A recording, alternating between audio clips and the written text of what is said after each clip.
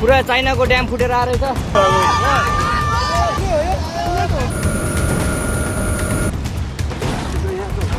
नेपाल में आई विनाशकारी बाढ़ के बीच नेपाल चीन सीमा के पास तिब्बत की ओर एक कृत्रिम झील के टूटने की खबर सामने आ रही है। नेपाल पुलिस ने इसको लेकर अलर्ट जारी किया है। स्थिति को देखते हुए नेपाल के तटीय और निचले क्षेत्रों में हाई अलर्ट जारी कर दिया गया है।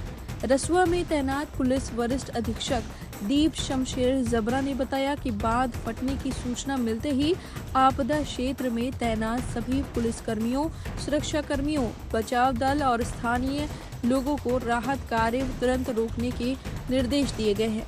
सभी टीमों को तुरंत अपनी सुरक्षा सुनिश्चित करते हुए सुरक्षित स्थानों पर शरण लेने को कहा गया है। नेपाल पुलिस ने एक आधिकारिक सार्वजनिक चेतावनी जारी करते हुए बताया कि चीन के जिरोंग सीमा पार ऊपरी इलाके में बनी प्राकृतिक झील का पानी छलकने और बांध टूटने के कारण भीषण जल प्रवाह नीचे की ओर बढ़ रहा है।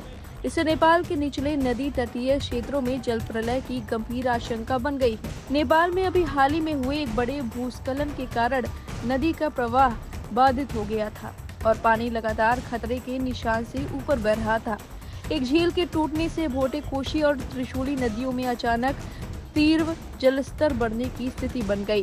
प्रशासन ने नदी किनारे बसे सभी बस्तियों और संवेदनशील क्षेत्रों के लोगों को सुरक्षित जगह जाने की सख्त हिदायत दी। इससे पहले मध्य नेपाल में अचानक आई बाढ़ से मरने वालों की संख्या शुक्रवार को बढ़कर 469 हो गई। आपदा के बाद तीसरे दिन भी तलाश और जांच अभियान जारी रहने के बीच और शव बरामद किए गए। नेपाल पुलिस ने एक बयान में कहा कि 8 जिलों से शव बरामद किए गए। पुलिस के अनुसार चितवन से 178, नवलपारसी पूर्व से 110, गोरखा से 64, नुआकोट से 37 और दादिंग जिले से 33 शव बरामद किए गए। इसी तरह तनाहू से 28, नवलपारसी पश्चिम से 27 और रसुआ से 12 शव बरामद किए गए।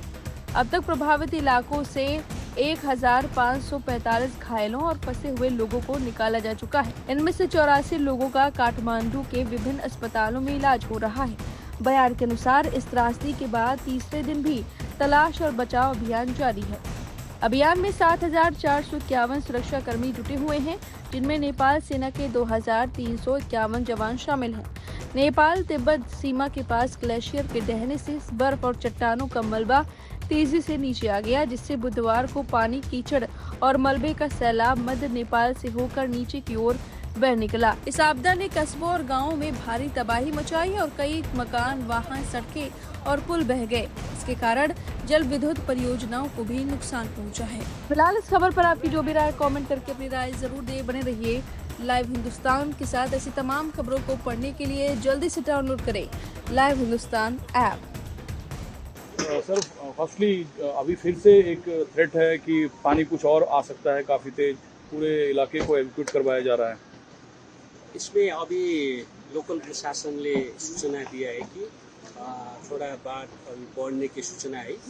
उसमें सतर्कता के लिए सूचना स्थानीय प्रशासन ने जो जारी किया है, इसलिए मैं भी मेरा तरफ से मैं लोकल कम्युनिटी पीपुल के लिए सतर्कता के लिए मैं अपील करता हूँ। आगे का रास्ता यहाँ क्लोज है। सुबह रास्ता बनाने का काम चल रहा था, फिलहाल सारे काम को रोक दिया गया है।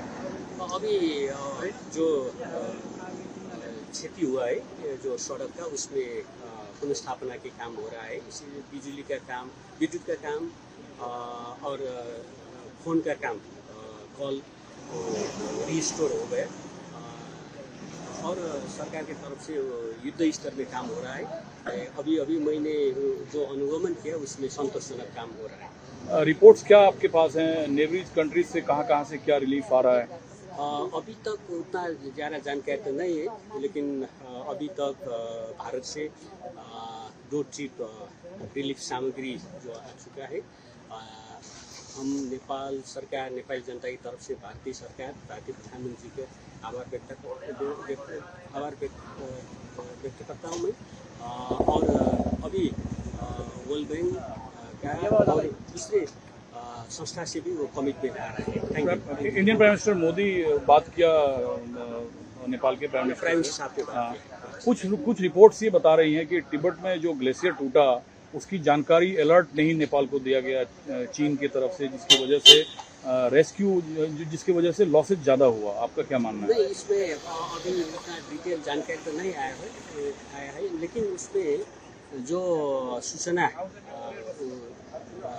उसमें बॉर्डर प्रशासन ने दिया है वो काफ़ी सूचना का कोऑर्डिनेशन हो रहा है, और उसमें चीनिया साइड में भी तकरीबन 500-600 लोग अभी मिसिंग है। इसीलिए उसमें एक आकस्मिक दुर्घटना हुआ है।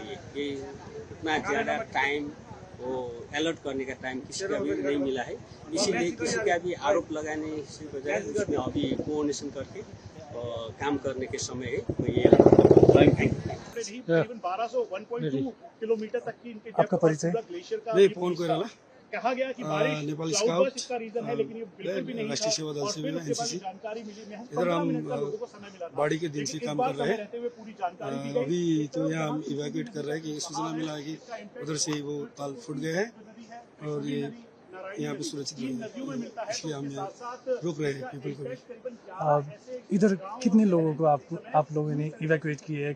कितनी बॉडीज रिकवर किए? नहीं, रिकवरी मिशन कैसे यहाँ से तो हमने 5 बॉडीज रिकवर किए और यहाँ का परिवार व्यापक ही मास हो गए। नहीं, अभी तो यहाँ जो देखने वाला आ रहा है ना, जो फोटो कितने बड़े कितने घूमने आ रहे हैं, उसको चाहिए यहाँ से जाने नहीं दे रहे हैं। फ्लड का रिस्क कितना अभी किस लेवल पर है?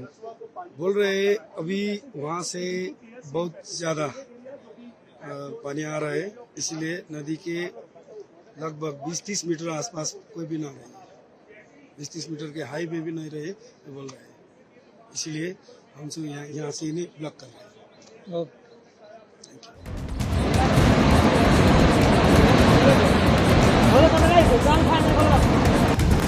पुरा चाइनाको ड्याम फुटेर आएर